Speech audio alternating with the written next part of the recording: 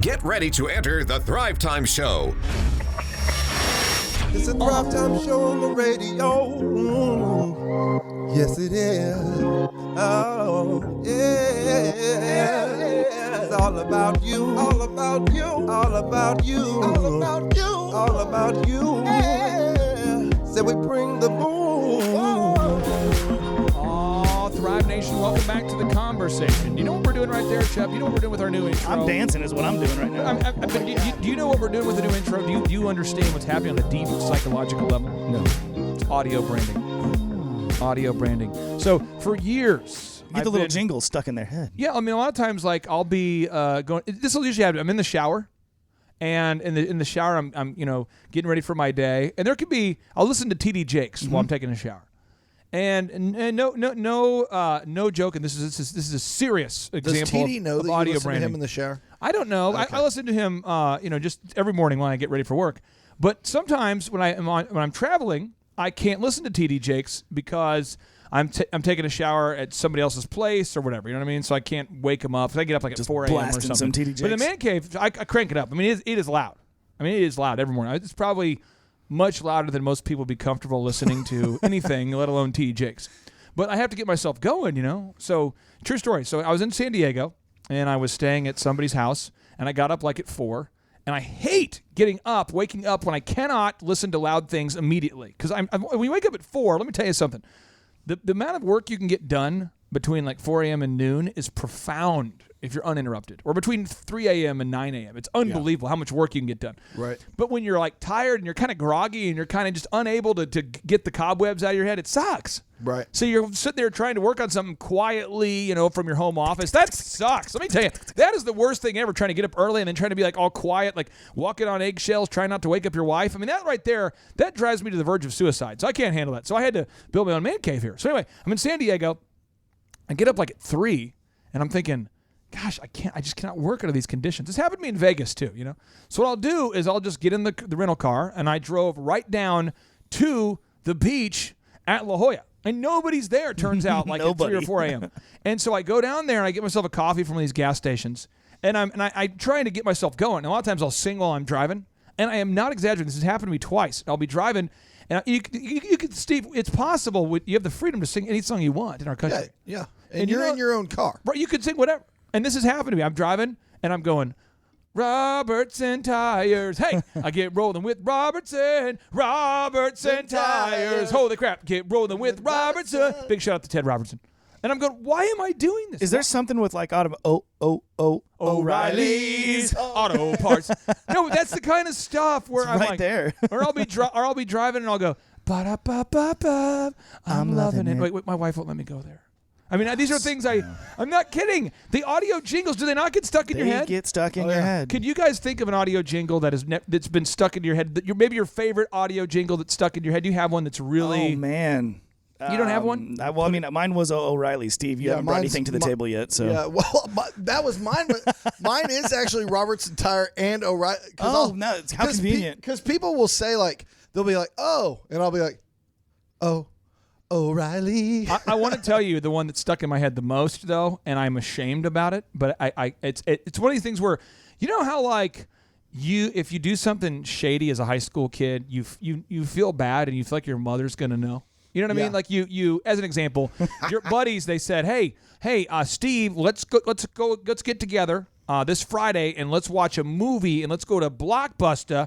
Let's rent a movie. They're becoming progressively more Bostonian, your friends, by the way. Right. So why don't we meet up there and we'll go watch a movie. We'll go to Blockbuster and we'll get a movie. We'll get some Twizzlers, if you know what I mean. And so just ask your mom. Just say you're staying over at Trevor's.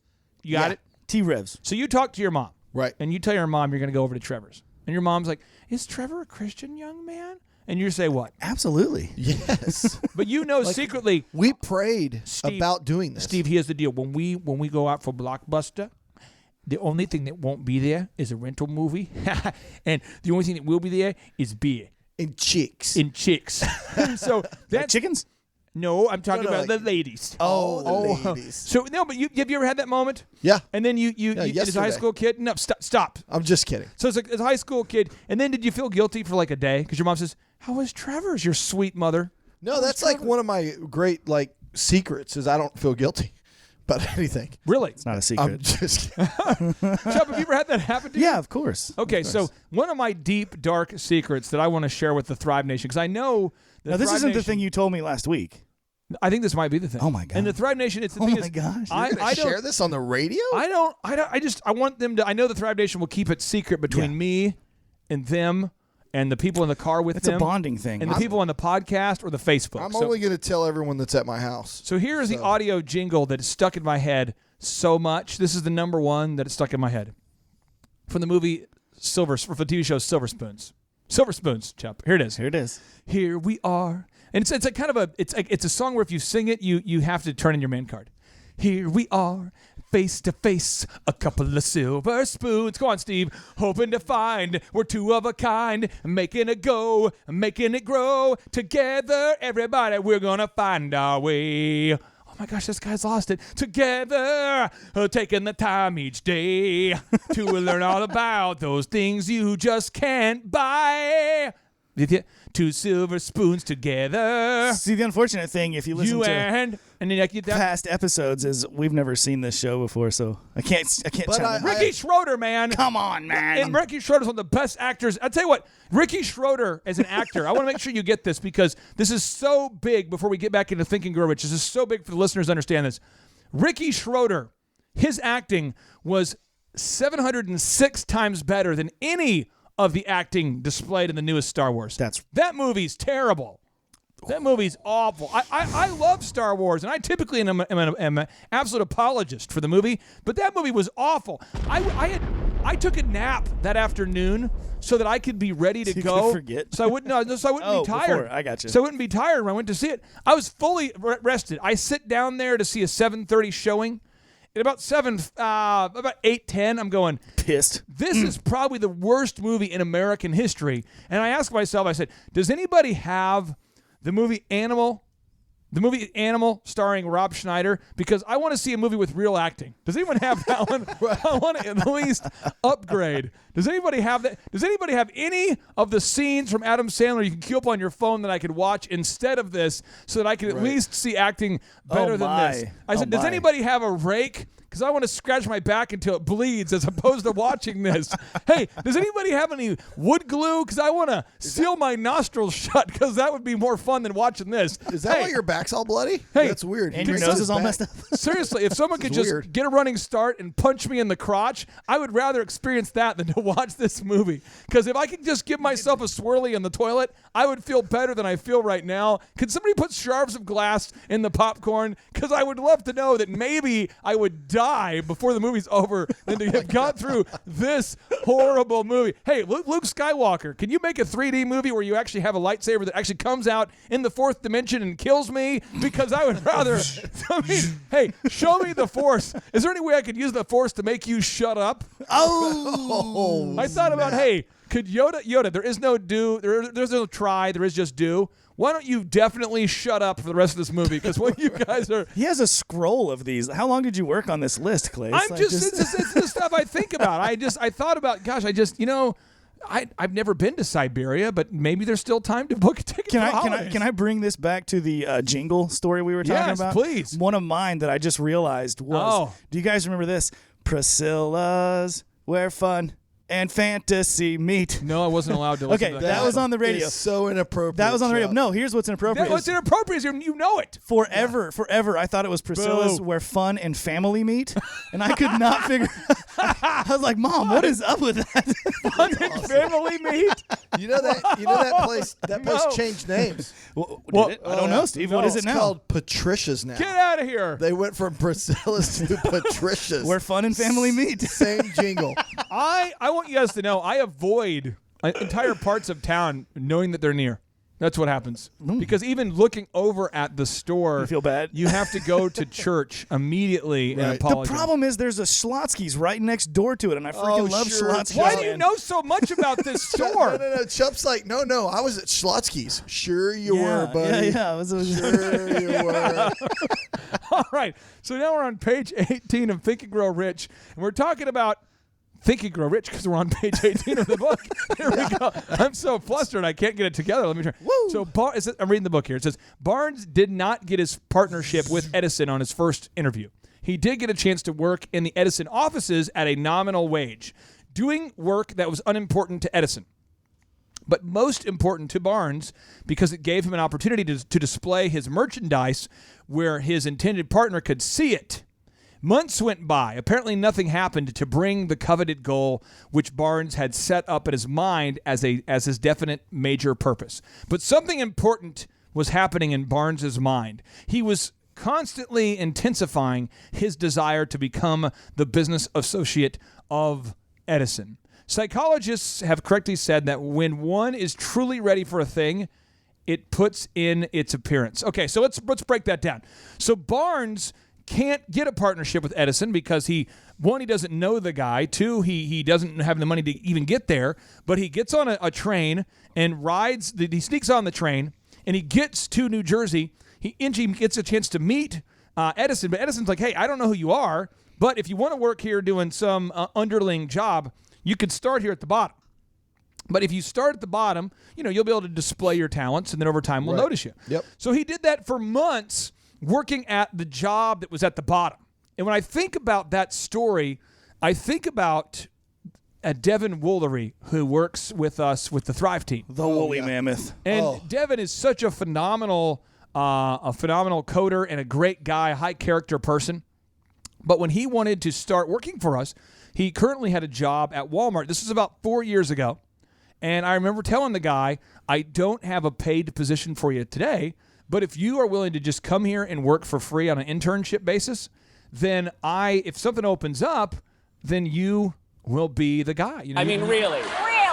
Yeah, then really you get a chance to do that. And so what happens is that Devin, wasn't deterred by the idea that he had to have another job and wasn't going to be paid at all for this job.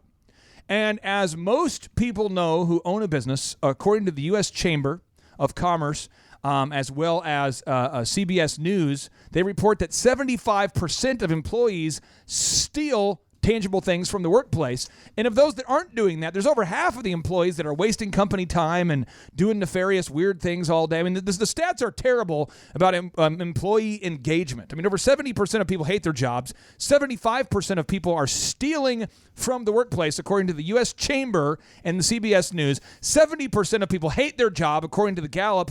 And the stats are not good about the percentage of people who aren't working at work. And so one by one, they all fall down. They either get fired, they quit, they lose interest. That's what it is managing employees today. You're just going through a minefield of intentions and people that are constantly changing their emotions. But Devin stayed the course. And I remember pulling him aside and saying, hey, Devin, we'd like to put you on salary now. We'd like to start paying you.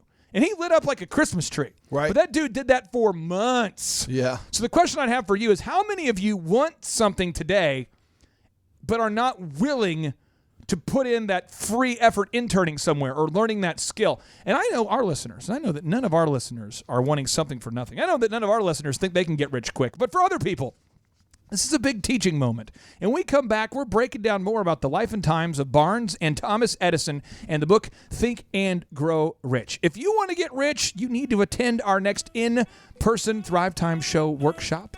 If you want to get your free tickets today, they're normally $99 a piece. If you want to get free tickets, all you got to do is find the Thrivetime show on iTunes, leave us a review, subscribe to the podcast, and leave us a review, and send us proof that you did it to info@thrive15.com, and we'll give you 2 free conference tickets. Stay tuned. Get ready to enter the Thrivetime Show. Faces made for radio and not TV. Talking everything from play to Z. Auto washes, banks, haircuts, and glasses. You want to sell? We've already sold it to the masses. No classes or prerequisites. Just business school as raw as it gets. It's a Thrivetime show on the radio. Yes, it is. Oh, yeah. It's all about you. All about you. All about you. All about you. All about you. Yeah. So we bring the boom. Yes, sir. It's Z and Clay, broadcasted from the box in the 918. Business school in the topic today. Check the syllabus, it's getting you paid. Making the business boom is what we do. You can do it, let us show you. Oh, it's the Thrivetime show on your radio. My name is Clay Clark, and today we are breaking down the book Think and Grow Rich. And we turn now to page 19 of the 1945 edition of Think and Grow Rich, a signed copy I'm reading from that was given to me by Jonathan Kelly, signed with a blue pen. The blue pen. From Napoleon Hill. So here we read from page 19. It says, Barnes did not get his partnership with Edison on his first interview. He did get a chance to work in the Edison offices at a nominal wage, doing work that was most unimportant to Edison, but most important to Barnes because it gave him an opportunity to display his merchandise where his intended partner could see it. Months went by. Apparently nothing happened to bring the coveted goal, which Barnes had set up in his mind as his definite major purpose. But something important was happening in Barnes's mind. He was constantly intensifying his desire to become the business associate with Thomas Edison. And that's where I want to break down this teaching moment, because Barnes, the character in the book, it's a true story, he wanted to become a business partner with Thomas Edison. That would be the equivalent of you or I saying today that we want to become a business partner of Jeff Bezos. But you don't know Jeff Bezos and you don't have any money. You don't have any connection to the guy at all. So what happens is Barnes does the unthinkable. And he says, you know what? I don't have it all figured out yet, but I know that my relationship with him can't start unless I get there. So he can't afford a ticket to get to New Jersey, nor does he know Barnes, nor does Barnes know Edison, but he just gets on the train and he takes the train out to New Jersey. He sneaks on the train. He gets there. He presents himself to Mr. Edison's assistant and says, I'd like to meet Thomas Edison. The assistant says, well, here's the deal. I mean, he's busy. This would be like us going to Amazon, showing up in Seattle. Hey, I would like to meet Jeff Bezos, please. Excuse me, where's Jeff?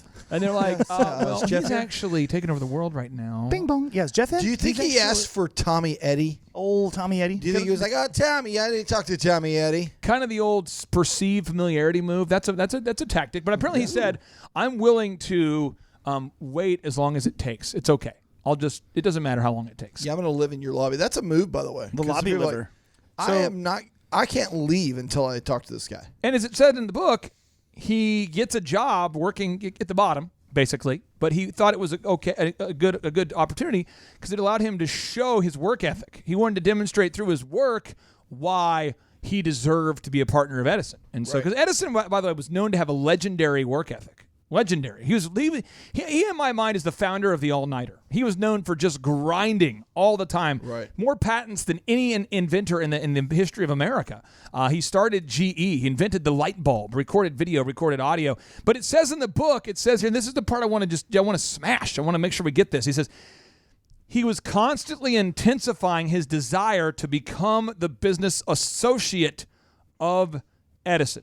And I wrote a little note in the book that I wanted to share with you guys because I remember Puff Daddy. I was reading a book about Puff Daddy. It's called Hip Hop in America by Nelson George. So good. Wait, it's hip hop and you don't stop? Hip Hop America. If you can look that up real quick. I think it's Hip Hop America by Nelson George. You can find the actual title. It's a phenomenal book. And but Puff Daddy's famous for saying "Can't stop, won't stop." Oh yeah, in his music. Him. He says "Can't stop, won't stop," and his whole thing is that. His mentality is that I don't know how I'm going to get there, but I can't stop because I won't stop. I'm just going to keep grinding until I get to my goal. Puff Daddy, first hip-hop billionaire. It was Hip Hop America, by the way. You were right. Nelson Hip Hop America by Nelson George. Correct. Phenomenal book. But this is where the teaching moment I want to share with you is that I, over time, heat up and get more focused on something the longer it takes, and I don't know very many people that have that mentality. Most people, if they're not getting traction within like 6 months, they quit. Or 6 minutes. Yeah, they do. And I don't know what it is. I'm not sure how this book has done that for me. But I literally will not. Once I'm convinced that something is right, I won't stop. And so I wrote down some examples that I could share with you guys. One in particular is the Elephant in the Room Men's Grooming Lounge experience. So here's how the partnership worked, Chip. My brother-in-law, Justin, pitched me on the idea. I said no. He pitched me on the idea again. I said no. He pitched me again. I said, okay, here's the deal. I will fund your business, but I need you to work for me for a year. Meaning you get up at the same time I get up. You live at my house. You follow me to and from work, and you do whatever job that I need you to do. And if you complain, it's done. The deal is off. True story. And Justin said, I'm in. So he did it. And then he earned my respect. And I said, so here's how it's going to go. any dollar that you put into the business, I'll match it. So if it takes us like 10 years to open because you can't afford it, that's fine. But any dollar that you put in, I'll match it. And he goes, so you mean I have to do wedding photography on the weekend while opening my own business? And I said, yep. Absolutely. That's a big thing a lot of people miss, I think, right, is that matching the dollar that you put in. If you're out looking for investors and you're not willing to put your own life and your own money on the line, it's probably not, it's going to be a weird thing. I'm not going to mortgage my house, but, if you want to throw in $200,000. So that's what I did. So I paid the lease, and then Justin matched any dollar that he put in. Right. And he wanted to make a countertop. He wanted to make it himself because he wanted the business to be authentic. And so he felt like that to do that, he needed to actually make the countertop himself. So he actually made a concrete countertop himself. Nice. He actually put all the barnwood in himself. He actually put in all of the stonework himself in the downtown 16th and Boston location. Now it's at 17th and Boston. Right. Now, let me tell you what. That third location, when we moved to 17th and Boston, he wasn't as passionate about putting in the floor himself, but he did do a lot of the construction. I'll tell you why, because the business is significantly bigger now. But each week, we would offer our Elephant in the Room experience for $15. The haircut was $15. And I kept hammering home, like, we should do it for $1. We should do it for $1. We should do it for $1. Offer a haircut for $1. Maybe we could offer a haircut for $1. He's like, Clay, what other business advice do you have? Maybe we should offer it for $1. Anything else? Do you have any other tips? I was thinking we could offer it for $1. I mean, that's all I was doing. It was just because I knew that the experience was very, very good. But unless somebody experienced the haircut, got to get the golden look. We could not get the gold. Unless we got the golden look, we're not going to get the deal. And we're not going to get the deal unless they come into the store. And they're not going to come into the store unless we have a no-brainer deal. And so we came up, finally, after about a year and a half. Justin had this great idea of $1. He decides, you know what, let's do it. Let's do it. So we went ahead and offered it for $1. Now, here's the part that I think blew his mind. But my partner and I, Jonathan, said we need to raise the prices from $15 to $37. Yeah. What? I thought you guys wanted to do $1. I do. The first haircut's $1, but the next haircut is $37. And once we figured out the model of getting people in and signing them up for memberships, their month-to-month memberships, we were able to just scale that business. But it took about 2.5 years to get it nailed down. Now on our 5th year, we will be franchising. And so if you have an idea that you're committed to, if you have an idea that you're absolutely sold out to, I encourage you to invest in yourself and to attend our next in-person Thrivetime workshop. But if you want free tickets, just leave us a review today by finding us on iTunes. Find the Thrivetime Show on iTunes, subscribe, and leave us a review, and send us proof that you did it to info@thrive15.com, and we'll get you the free tickets. Stay tuned. Welcome to the Thrivetime Show on Talk Radio 1170. It's a Thrivetime Show on the radio. Yes, it is. Oh, yeah. It's all about you, all about you, all about you, all about you, all about you. Yeah. So we bring the boom. Yes, sir. It's Z and Clay, broadcaster from the box in the 918. Business school in the topic today. Check the syllabus, it's getting you paid. Making the business boom is what we do. You can do it, let us show you. I'm a father of 5 with my 9. All right, Thrive Nation, welcome back to the conversation. It is the Thrivetime Show on your radio, and we're reading from page 19 of Napoleon Hill's book, Think and Grow Rich, where he's describing the story of how Barnes, a guy by the last name of Barnes, went into partnership with Thomas Edison. See, Barnes, just like you and I, he wanted to be successful someday. But unlike most people, he wanted to be a partner with one of the world's most successful people during his lifetime. He decided that he wanted to partner with what would be equivalent to being a partner of Elon Musk or Jeff Bezos of Amazon. Or Dr. Z. More of Dr. Z. And rather than having reached out to him and just said, hey, here's a letter, here's an email, I want to be a partner, he actually thought, you know what, I actually am going to do this. I'm not going to just send an email and see what happens. I'm actually going to get inside a train because I can't afford a ticket, and I'm going to ride that train. I'm going to get off in New Jersey. I'm going to go to his offices, and I'm going to state that I am going to not stop working for you for free until you're willing to pay me. It goes on to say, he did get a chance to work in the Edison offices at a very nominal wage, doing work that was most unimportant to Edison. but most important to Barnes because it gave him an opportunity to display his merchandise where his intended partner could see it. Months went by. Apparently nothing happened to bring the coveted goal, which Barnes had set up in his mind as his definite major purpose. But something important was happening in Barnes's mind. He was constantly intensifying his desire to become the business associate. Psychologists have correctly said that when one is truly ready for a thing, it puts in its appearance. Barnes was ready for a business association with Edison. Moreover, he was determined to remain ready until he got that which he was seeking. He did not say to himself, well, what's the use? I guess I'll change my mind and try for a salesman's job. But he did say, I came here to go into business with Edison, and I'll accomplish this end if it takes the remainder of my life. That's commitment right there. He meant it. What a different story men would have to tell if only they would adopt a definite purpose and stand by that purpose until it had time to become an all-consuming obsession. So I want to give you another example. The Start Here book. I read books all the time, Chup. I mean, Chup, we're broadcasting today from the man cave. Could you describe the what you kind of see, the visual accoutrements? Yeah.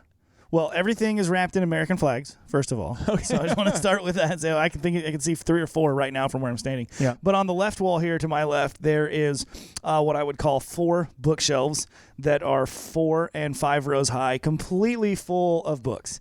And I've said this on previous shows. You might walk in here and be like, this guy's stacking up all these books. There's no way he's... It's like a Ty Lopez kind of thing. It is. What I love more than private jets I'm leasing? I love books. Books. These right here that I have with me. So, but you can literally... Steve's doing it right now. You can pick up any book on this shelf, and there is going to be notes. Steve, what are you seeing? This book, Harvard Business Review Interviews with CEOs, has a pen in it. Like there's still a pen inside the book. Ready to write. Right on page number 161 where there's lots of writing. Can you read something that's highlighted from that book real quick, that Harvard book? Yeah, page Eric Chup 160. is awesome. It's folded down and it says, design the experience. From the customer's perspective, the quality and value of the product are determined to a great extent by the people delivering the service. We therefore have to design our people and their services and their service attitude, just as we design an aircraft seat, an in-flight entertainment program, or an airport lounge to meet the needs and preferences of our customers. So you have to help the employee. You have to train the employee how to become a extension of the service. That's just like we were talking about Elephant in the Room. Like that's the kind of their purple cow, right? It's the experience. And that's just one book, and you just randomly grab that. So when I had this vision, I told Vanessa, I said, I want to take, because I always refer books to people. People always say, what book should I read? And I wanted to combine them all into one book called the Start Here book. That way I could refer people to one book. And so I literally took all of the books out, hundreds of these books, probably 500 books, set them out, and I went through the highlighted portions of the book, and I typed them, and I started to sort them by category, and that took me years. Cherry picking. I would do it I'm not kidding, I would do this like almost every weekend I had downtime. And then I finally put it all together. Then I basically wrote the book called Start Here, and Start Here is now the world's best business book. If you are looking to start or grow a successful business, the Start Here book is absolutely an incredible book, and you can get the book for free.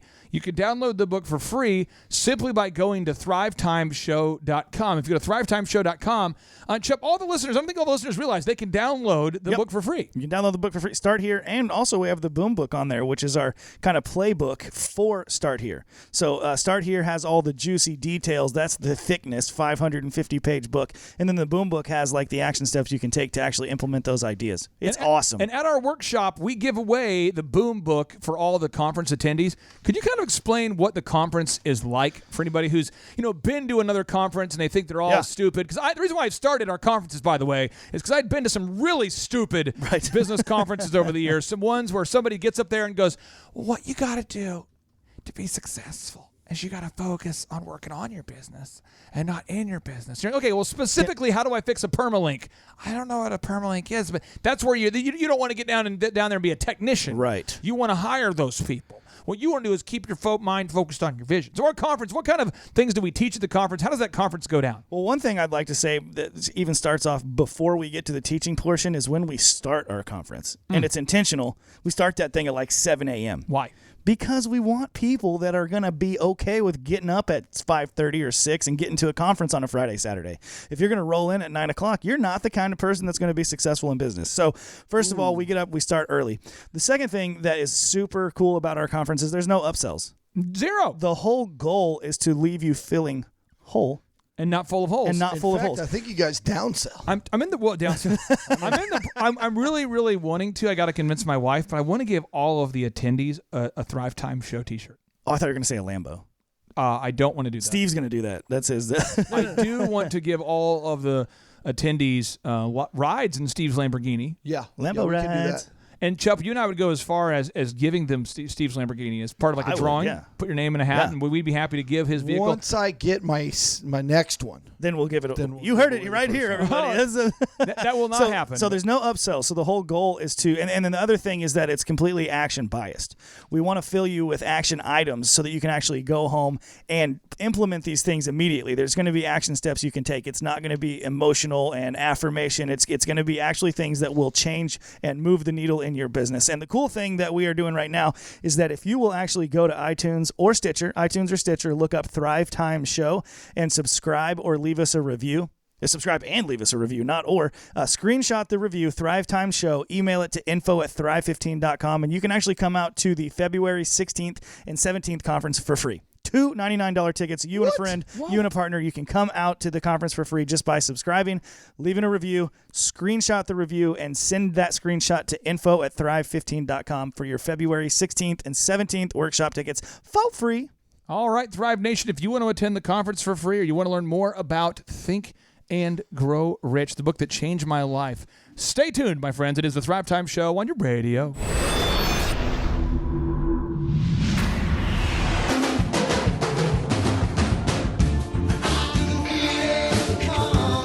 Presenting the world's only business school without the BS, with optometrist and entrepreneur Dr. Robert Zellner and USSBA Entrepreneur of the Year, Clay Clark. I'm a father of five with maniacal focus to teach the proven moves, no hocus pocus. Cause get rich quick is not a move, but the proven system will make your life improve. See, I'm more than just a rhymer, like a horse with blinders. Focused on the Thrivetime Show, it's where you find us. He be the Z and I be the C, teaching business skills from Clay to Z. We both grew up poor, but we're poor no more. The goal of this show is to help you score. I couldn't see the light until my son could see, but I learned to rock the mic in the high school scene. A young DJ with a $1 billion dream, numb to the pain that rejection brings. So I, like a sod farmer, sweating for that green. Now I'm on your radio. All right, Thrive Nation, welcome back to the Thrivetime Show on your radio. Thank you for Mr. Merton, the praise and worship leader from Metropolitan Baptist Church, for singing us that incredible hook there, my friend. You did a great job. Awesome job. And I cannot wait to get together with you later next week to do song number 2, because eventually, as we are growing the podcast, we would like to have an entire album of original content that we can give to you, the listeners, to help you stay sufficiently motivated during your work day and your work week, because I know the challenges of being a self-employed person. I get what it feels like to be overwhelmed and to feel like that nobody else gives a crap, because no one else does give a crap. That's right. True. And so this is something I just want to put this into your brain right now, Thrive Nation, because this is a powerful idea once you latch onto it. In the book Think and Grow Rich, on page 19, it reads, Barnes did not say to himself when he was trying to partner with Thomas Edison. And Thomas Edison, first off, he didn't know Thomas Edison, so he bought a ticket and got on a train and went out. No, he didn't buy a ticket, right? Thrive Nation, check it out. He didn't buy a ticket. He wasn't that easy for him. He had to get on a train. He couldn't even afford a ticket. He was like a stowaway on the train. And but then once he got there, he knew a guy who knew Thomas Edison. No, he didn't. He actually didn't know Thomas Edison, and he couldn't afford a ticket. So he just got blindly on a train, drove out to New Jersey, shows up at Edison Empires, the beginnings of GE, General Electric, shows up and announces to the secretary, I'm willing to stay here until I can meet him, and I'm totally willing to work for free until I can get a job here. And I bet the train didn't drop him off at the front door either. So once he got there, I mean, these are things that are so profound. They just walking to the place. I mean, I don't know how many people would be willing to do that. So then what happens is he finally gets a job working for Edison at the bottom. And he stays encouraged. And the longer it takes, the more inspired he becomes. But this is what Napoleon Hill says on page 19. Barnes did not say to himself, well, what's the use? I guess I'll change my mind and try for a salesman's job. But he did say, I came here to go into business with Thomas Edison, and I'll accomplish it if it takes the remainder of my life. He meant it. What a different story men would have to tell if they only would adopt a definite purpose and stand by that purpose until it had time to become an all-consuming obsession. Maybe young Barnes did not know it at the time, but his bulldog determination and persistence and standing back of a single desire was destined to mow down all opposition and bring him the opportunity he was seeking. So this is where I want to break down this teaching moment, because I don't think a lot of people are we could miss this if we don't dial in here.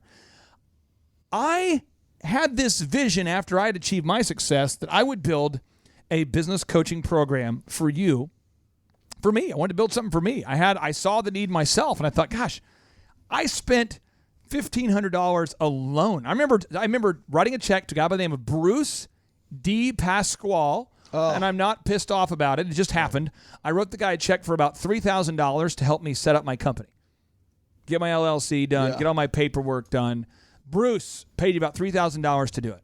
I remember I paid EasyTel thousands of dollars to build my website. And then I paid Creative State all in about $12,000 to make my website.